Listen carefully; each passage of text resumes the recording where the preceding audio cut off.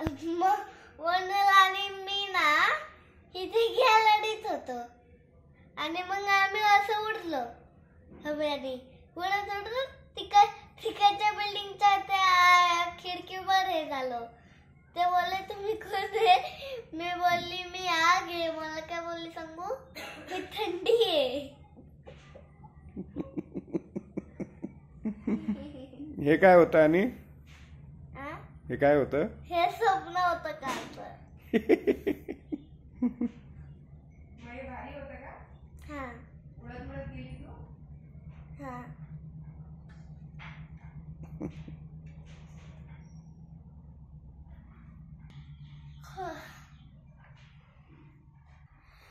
11 डिसेंबर 2023च्या रात्री श्रावीला पडलेलं भारी स्वप्न. ना ना ना ना ना